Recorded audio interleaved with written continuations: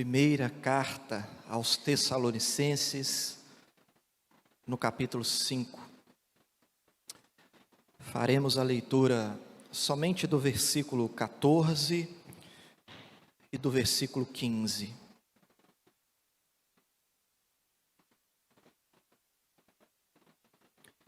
É importante que você permaneça com a sua Bíblia aberta até o final da exposição da Palavra de Deus. Você que está na sua casa acompanhando a nossa live, abra sua Bíblia também e participe desse momento.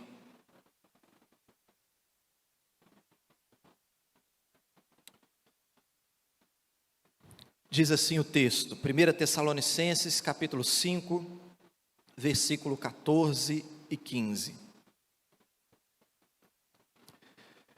Exortamo-vos também, irmãos, a que admoesteis os insubmissos, consoleis os desanimados, ampareis os fracos e sejais longânimos para com todos. Evitai que alguém retribua a outrem, mal por mal. Pelo contrário, segui sempre o bem entre vós e para com todos. Feche seus olhos mais uma vez. Pai amado, tua igreja está aqui reunida, não para ouvir a opinião do pregador, mas nós estamos sedentos pela palavra que procede da boca do Senhor, Pai. Por isso nós nos prostramos diante de Ti, rogamos a Ti. Fale conosco nessa noite, Pai. Muda em nós o que precisa ser mudado e glorifique o Teu nome nesse lugar. Em nome de Jesus. Amém. Meu amado irmão, quando o apóstolo Paulo plantou essa igreja na cidade de Tessalônica, foi na sua segunda viagem missionária. E o apóstolo Paulo, ele tinha uma estratégia. Toda cidade que ele chegava, ele ia na sinagoga daquela cidade e ele pregava o evangelho ali naquela sinagoga.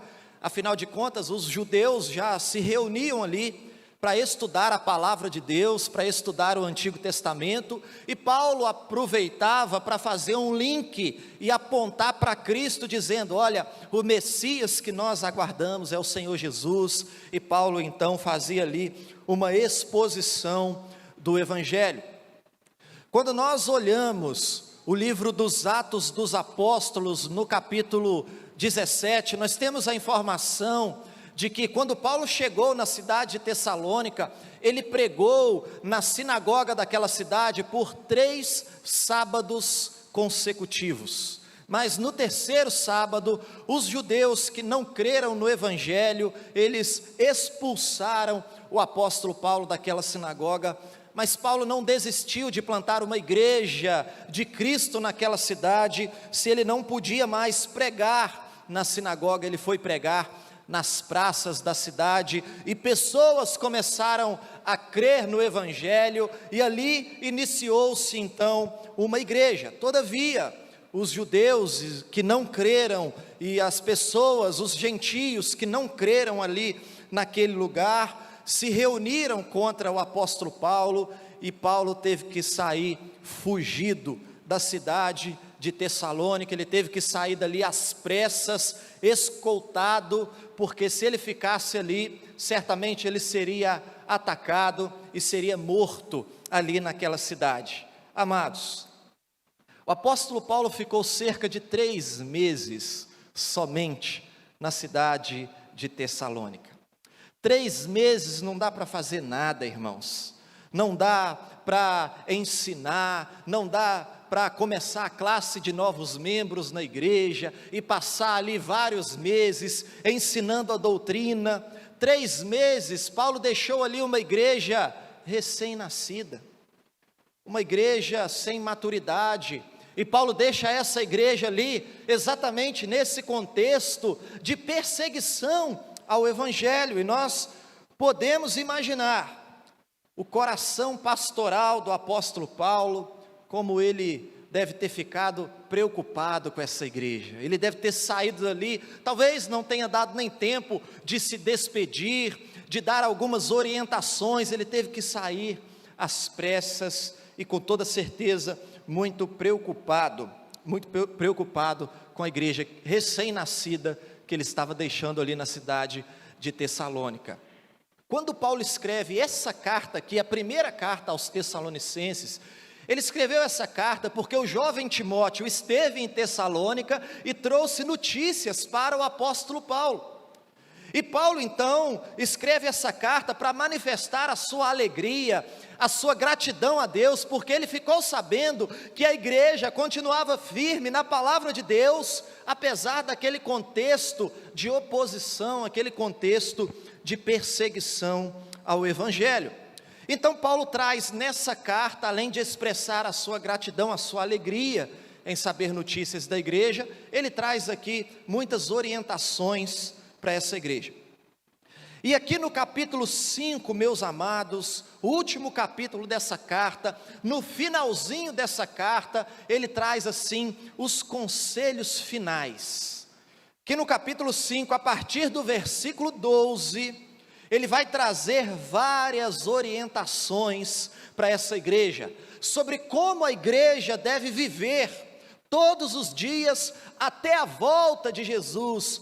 Eu fico imaginando, quando a gente lê aí do versículo 12 em diante, Paulo parece que ele vai lembrando de vários assuntos, e ele vai jogando, faça isso, faça aquilo, e ele vai trazendo várias orientações, de maneira que, no versículo 12 e 13, Paulo fala sobre como deve ser o relacionamento da igreja com a liderança da igreja.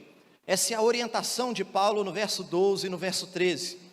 Nos versículos 14 e 15, os versos que nós acabamos de ler, o apóstolo Paulo traz orientações sobre os relacionamentos dentro da igreja, sobre os relacionamentos interpessoais dentro da igreja, e nos versículos 16 até o 22, o apóstolo Paulo fala sobre o relacionamento da igreja com Deus.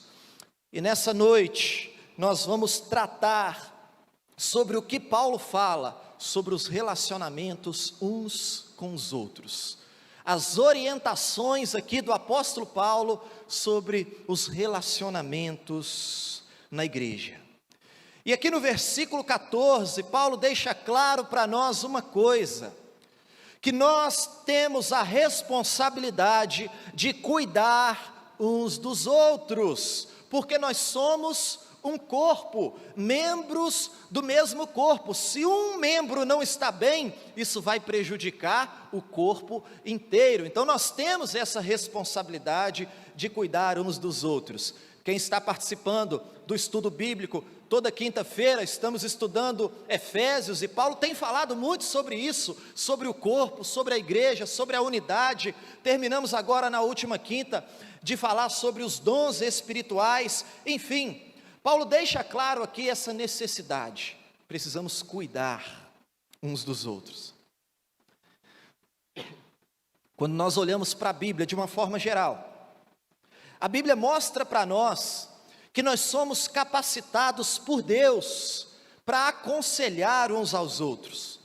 Nós somos capacitados por Deus para consolar uns aos outros, para cuidar uns dos outros, para encorajar uns aos outros, para servir uns aos outros, para amar uns aos outros. A Bíblia nos chama, nos convoca para que a nossa relação seja assim, de cuidado mútuo, um cuidando do outro. É sobre isso que Paulo fala, nesses 2 versículos que nós acabamos de ler. Volte seus olhos para o versículo 14, Paulo diz assim: exortamo-vos também, irmãos, a que admoesteis os insubmissos, consoleis os desanimados, ampareis os fracos e sejais longânimos para com todos. Perceba que havia na igreja de Tessalônica 3 grupos de pessoas que necessitavam de uma atenção especial. Paulo cita aqui um grupo de irmãos que ele chama de os insubmissos. Em outras versões, você vai encontrar a expressão os que vivem desordenadamente. Mas Paulo chama um outro grupo de irmãos dessa igreja de os desanimados. E Paulo cita um terceiro grupo de irmãos nessa igreja que ele chama de os fracos. E o início do versículo diz assim: exortamo-vos também, irmãos. Ou seja, há uma exortação aqui, e essa exortação não é para o pastor da igreja somente, não é para o conselho da igreja, mas Paulo está exortando os irmãos. A exortação aqui é para toda a igreja, é para mim e é para você também. Ah, pastor, mas eu não tenho nenhum cargo de liderança na igreja. A exortação é para os irmãos. É para você, mesmo que você não tenha nenhum cargo de liderança ou qualquer outra coisa na igreja. E qual é a exortação? Em primeiro lugar, a primeira exortação aqui é a seguinte: admoesteis os insubmissos. Esse grupo de irmãos que o apóstolo Paulo chama de insubmissos, precisam ser admoestados. Quem são esses irmãos? Quem são os insubmissos?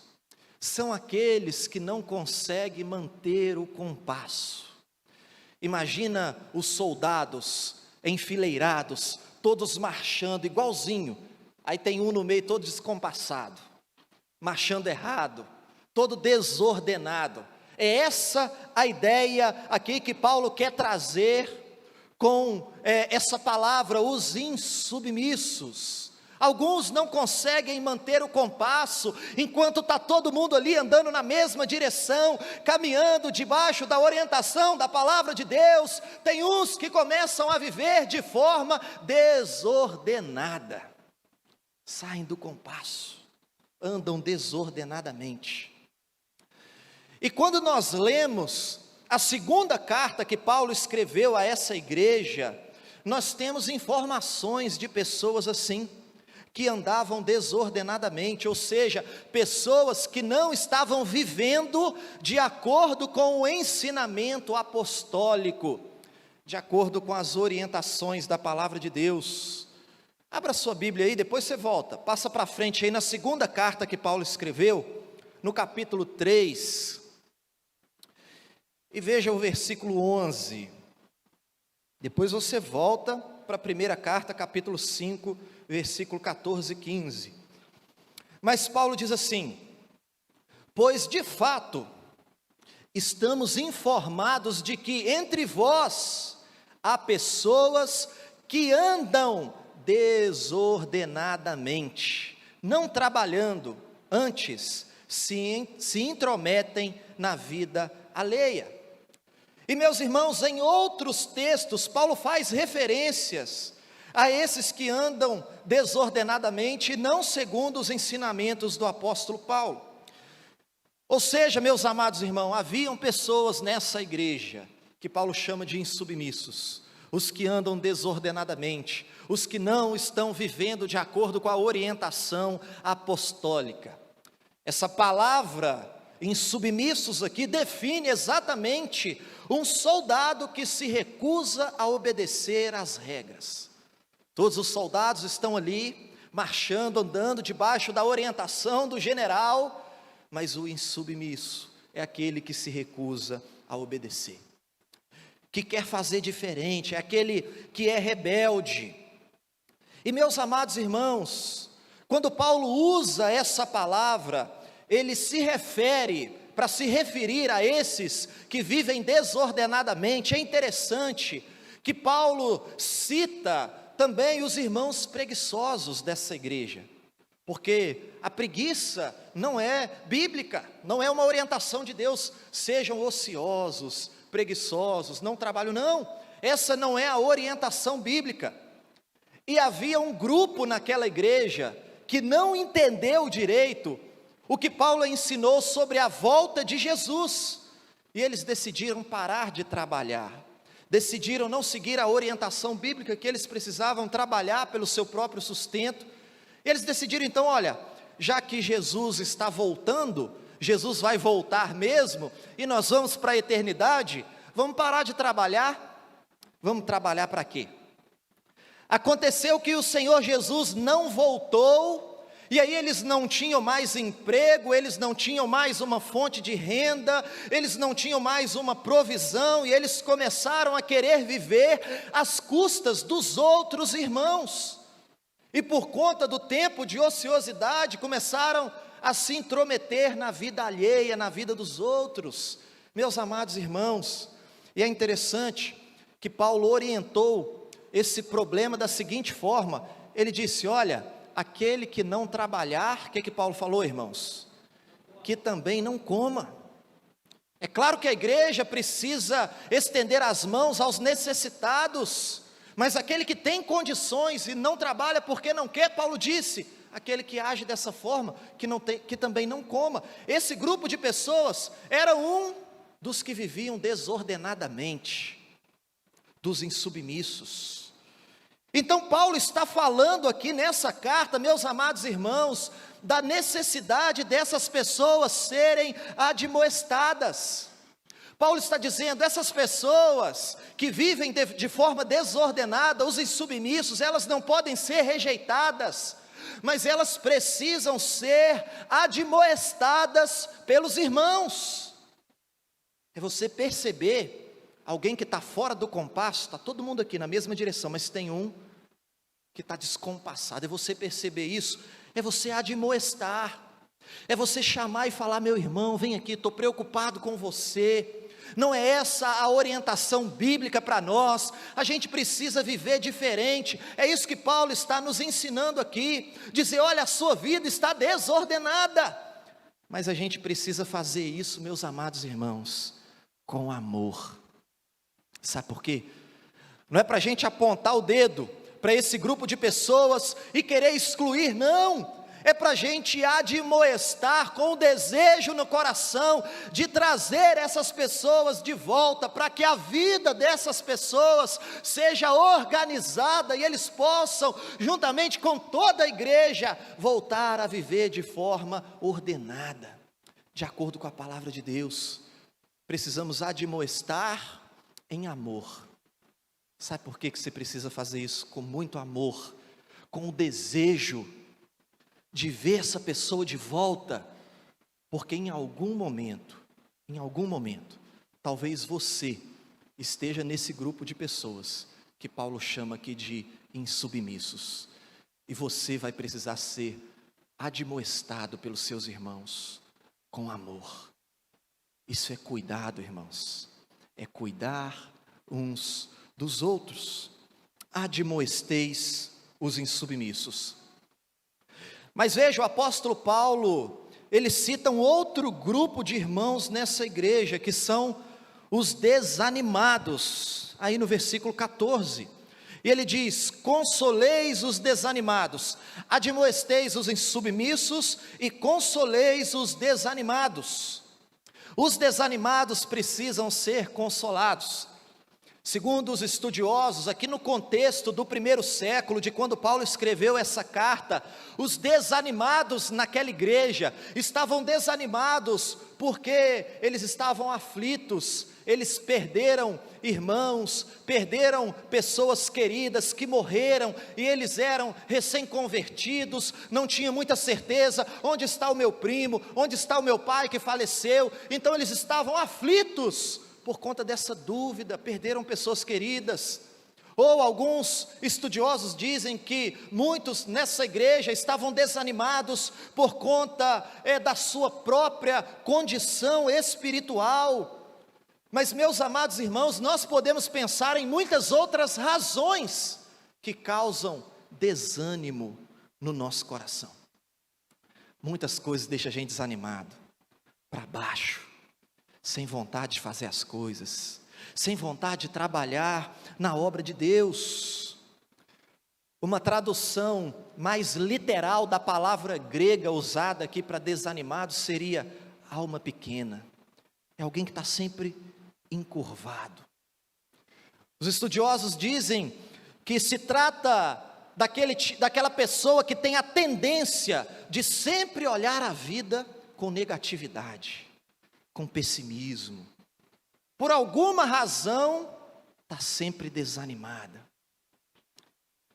Aí você fala para uma pessoa dessa: vamos fazer um projeto aqui na igreja, ação social, vai ser legal, vamos crescer. E a pessoa fala: muito difícil, não vai dar certo. Aí a pessoa está precisando crescer na vida, você fala: vamos crescer na vida então, fazer um curso para se qualificar, conseguir um emprego melhor. Difícil demais, o mercado está muito concorrido. Vamos abrir uma empresa, vamos começar a produzir um negócio dentro de casa, depois a gente legaliza, pede o presbítero Mateus para abrir um CNPJ, vai dar certo. Não vai dar certo, é muito concorrente nessa área. Está sempre desanimado. Vamos mandar currículo, desemprego, não vai ter jeito. Meus amados irmãos, é o tipo de pessoa que sempre acredita que vai dar errado. Sempre enxerga a vida com negatividade, sempre olha com pessimismo. Por quê? Não sei. Por alguma razão. São diversas as razões que deixam a gente assim, desanimado. Mas Paulo, ele não se importa, ele não quer saber a razão que produz o desânimo no coração dos irmãos da igreja. O que ele está dizendo para nós é que os desanimados precisam ser consolados. A gente precisa cuidar dos desanimados. Eles não podem ser deixados de lado. Sabe por quê, irmãos? Porque mesmo que você esteja animado hoje, em algum momento na caminhada da sua vida, você vai fazer parte desse grupo aqui, que Paulo chama de os desanimados, e você vai precisar ser consolado pelos seus irmãos. É por isso que nós precisamos consolar os desanimados. Agora tem algo muito interessante aqui nessa palavra, no original, a palavra que Paulo usou aqui para consolar, os desanimados precisam ser consolados. Essa palavra no original tem a ideia de falar de perto. Falar de perto. É interessante isso porque o apóstolo Paulo está nos ensinando que a maneira correta de consolar os desanimados é falando de perto. Não é falando de longe. É preciso se aproximar da pessoa, é preciso entender o que está acontecendo. E o que a gente costuma fazer? A gente fala de longe. A gente critica de longe. A gente comenta sobre os problemas da pessoa, longe da pessoa. E quando a pessoa chega perto, a gente muda de assunto. É ou não é verdade? Viu fulano? Meu Deus, só reclama da vida. Difícil demais. Beltrano? Minha nossa, não tem condições. Muito negativo. Vive desanimado. Cadê o fulano e o Beltrano? Tão longe, a gente não chega perto para saber a razão ou as razões que produzem esse desânimo no seu coração. Quantas vezes a gente age assim? A gente fala de longe. Porque a gente não quer se envolver com o problema do outro, dá muito trabalho, a gente não quer nem saber. É muito mais fácil, irmãos, falar de longe, comentar de longe. Mas a exortação do apóstolo Paulo é: consoleis os desanimados, ou seja, fale de perto, aproxime-se daqueles que estão desanimados, não critique de longe, sem entender o que está passando, não critique de longe, sem entender o que está no coração do outro, não critique de longe, sem saber o que se passa na alma do outro, não critique de longe, sem saber as razões do desânimo do outro, sem saber o que aflige o coração do outro. Não critique de longe, sem ouvir o que ele tem para dizer, sem chegar perto. e entender a razão pelo desânimo. Uma história que ilustra essa situação é a história de um pai que estava fazendo uma viagem em um trem, e ele estava com seus 2 filhos, e os meninos estavam ali alegres até demais. Estava incomodando todo mundo naquele vagão, e o povo queria dormir, o povo estava cansado, e os meninos estavam fazendo uma bagunça, estava todo mundo incomodado, pensando, será que esse pai não está percebendo que os seus filhos estão incomodando todo mundo? Até que um não aguentou e falou, você não está vendo a bagunça que os seus meninos estão fazendo? E ele disse, eu estou vendo, e estou pensando exatamente nisso. Eu acabei de receber um telefonema, me deram a notícia de que a mãe deles sofreu um acidente e acabou de falecer. Eu não sei como eu vou interromper a alegria dos meus filhos para dizer que eles não verão mais a sua mãe. É isso que Paulo está nos ensinando aqui, entenda as razões do outro. Fale de perto, é para se aproximar, conversar, entender o outro. É essa a exortação do apóstolo Paulo quando ele diz, consoleis os desanimados. Paulo está falando de cuidado, irmãos. Nós somos um corpo, nós precisamos cuidar uns dos outros.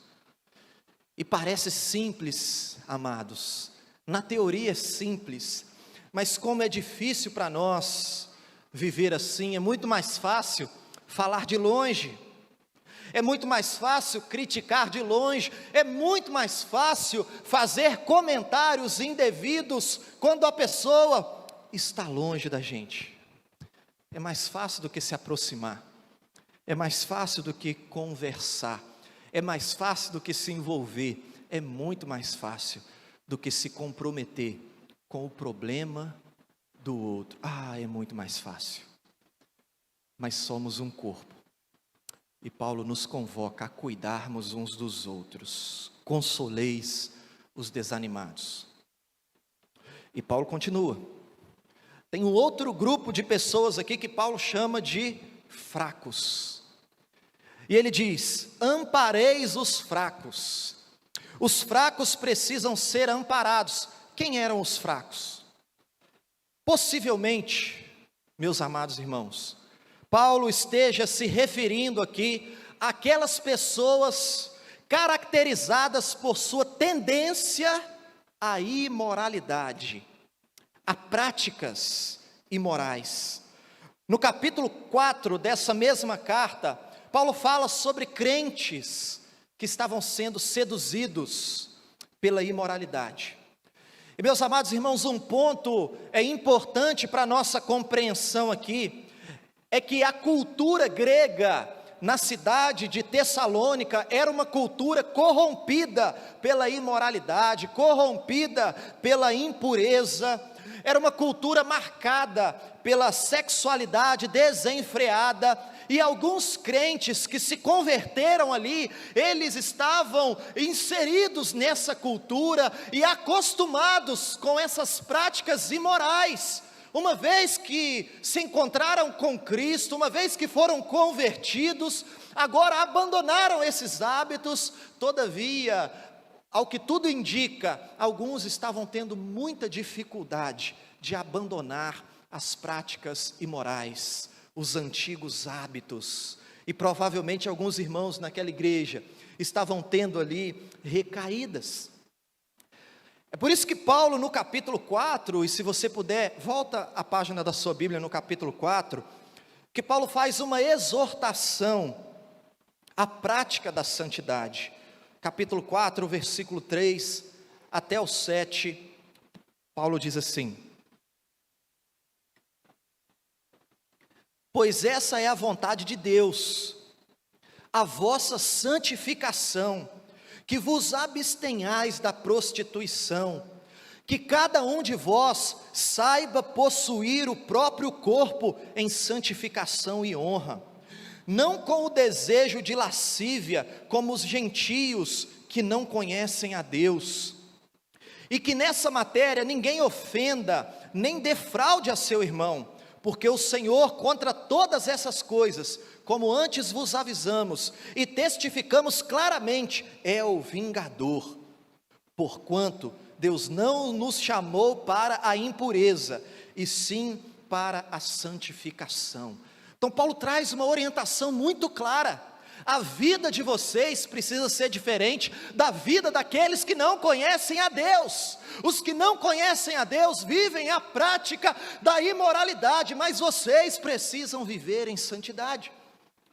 E muito provavelmente, os fracos aqui nessa igreja eram essas pessoas que precisavam ser fortalecidas para não se entregarem às imoralidades, que estavam tendo ali talvez recaídas. Agora, amados, há uma outra possibilidade para essa palavra fracos.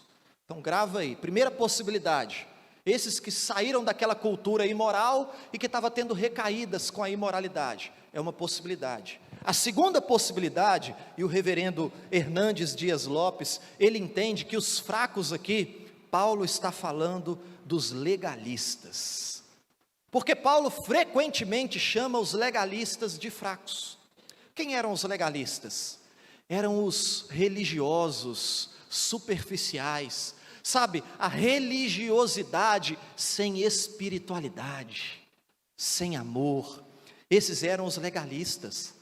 Lembra dos fariseus, das histórias ali nos evangelhos dos fariseus? Os fariseus eram legalistas. Lembra como os legalistas ficavam escandalizados quando Jesus comia com pecadores, quando Jesus, por exemplo, realizava milagres aos sábados.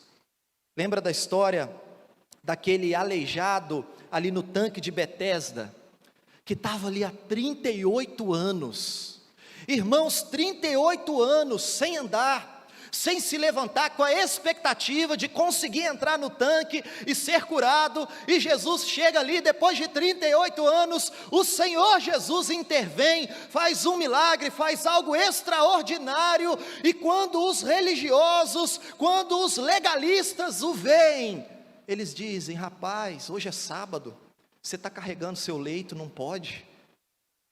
Irmãos, depois de 38 anos, e algo extraordinário acontece, tudo que o legalista consegue enxergar, é que aquele homem está transgredindo a regra de não carregar o seu leito no sábado.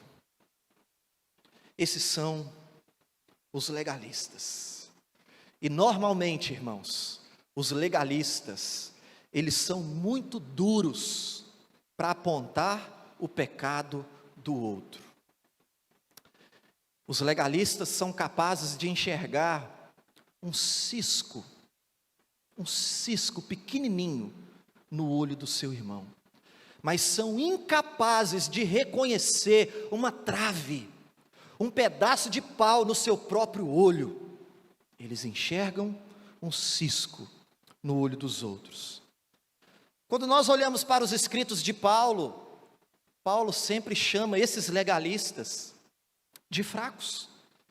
Então Paulo pode estar se referindo aqui aos legalistas, mas Paulo pode estar se referindo aqui também àqueles que tinham dificuldade com a imoralidade. Paulo pode estar se referindo a esses dois tipos de pessoas, seja como for.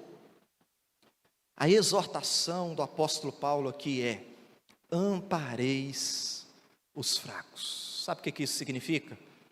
Os fracos, essas pessoas não podem ser abandonadas, essas pessoas precisam ser auxiliadas, elas precisam de ajuda, irmãos.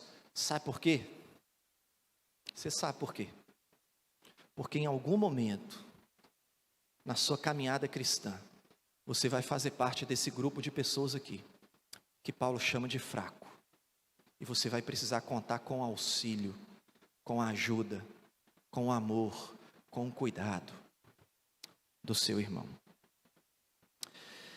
Eu já ouvi relatos, irmãos, de pessoas que eram crentes sinceros, mas que caíram em pecado, de imoralidade, ou seja, o pecado que for. E porque eram crentes sinceros, estavam sofrendo, irmãos, por causa do pecado que cometeram.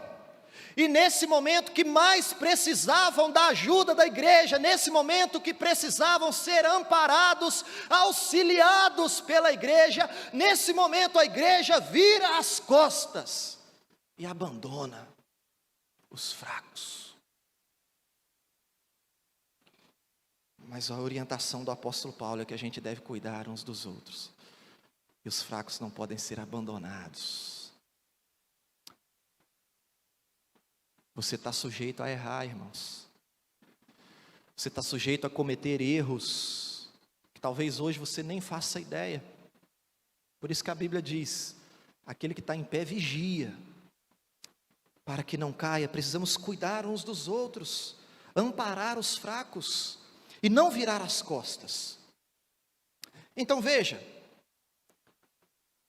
olha o versículo 14 mais uma vez: exortamo-vos também, irmãos, a que admoesteis os insubmissos, consoleis os desanimados, ampareis os fracos, e sejais longânimos para com todos. O que Paulo está nos ensinando aqui nesse versículo?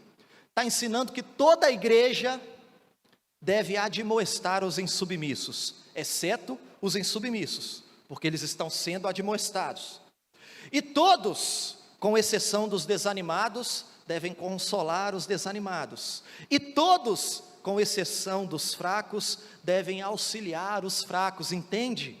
A relação aqui de cuidado mútuo que deve haver na igreja de Cristo, no corpo de Cristo. Nós precisamos uns dos outros. Nós somos um corpo. A relação dos membros do corpo é uma relação de interdependência, de disciplina mútua, onde nós cuidamos uns dos outros. Mas Paulo termina o versículo 14 dizendo: sejais longânimos para com todos. O que isso significa? O que é longanimidade, irmãos? Paciência. Paciência que persevera. Sabe o que Paulo está dizendo aqui, irmãos? Que ao invés de rejeitar imediatamente o insubmisso, a gente precisa ter paciência com ele. Ao invés de rejeitar imediatamente o desanimado, a gente tem que ter paciência com ele. Ao invés de rejeitar imediatamente o fraco, a gente precisa ter paciência com ele. É assim que Paulo finaliza o versículo 14: tenham paciência com todos. Precisamos ter paciência uns com os outros. Meus amados, essa paciência, a longanimidade, é a capacidade de tolerar. Deixa eu dizer algo para você. Eu entendo que talvez seja muito difícil para você tolerar ou ter paciência com algumas pessoas. Eu entendo isso. Talvez você esteja pensando assim: nossa, mas é muito difícil. Ter paciência com alguns irmãos é difícil demais. Mas eu quero que você reflita no fato de que para algumas pessoas é muito difícil tolerar você também. Para algumas pessoas é muito difícil ter paciência com você. Pergunta para minha esposa se ela tem que ter paciência comigo. Ah, irmãos, como eu tenho defeitos. Se não tiver paciência comigo, ninguém aguenta. É fácil se encontrar comigo aqui todo domingo, à noite, e me cumprimentar na saída: vai conviver comigo. Mas deixa eu dizer algo para você: você não é diferente de mim, não. Você é pecador, como eu e como todos nós. E para conviver com você, tem que ter paciência. Por isso que você precisa ter paciência também com os seus irmãos. Essa virtude, a longanimidade, é um dever de todos os membros. Nós vamos orar agora, amados, mas eu quero citar aqui o versículo 15, que Paulo ainda está falando dos relacionamentos. Ele diz assim: evitai que alguém retribua a outrem mal por mal. Pelo contrário, segui sempre o bem entre vós e para com todos. A pessoa que não tem paciência, ela é vingativa. Ela quer retribuir mal por mal, mas o apóstolo Paulo condena essa prática. E o ensino do apóstolo Paulo está em plena harmonia com o ensino do Senhor Jesus, que diz que nós não podemos amar somente aquele que nos amam, mas precisamos amar também os que nos odeiam e que nesse sentido são os nossos inimigos. Isso é ter paciência uns com os outros. E Paulo diz: segui sempre o bem entre vós e para com todos. Não é para seguir o bem somente aqui dentro da igreja, mas é para a gente seguir o bem aqui e ter bom testemunho para com os de fora. O fulano não é crente, tem que tratar ele bem também. Temos que dar bom testemunho aqui dentro e lá fora, para que Cristo Jesus seja glorificado através de nós. Amém, irmãos? Amém. Vamos orar? Quero te convidar.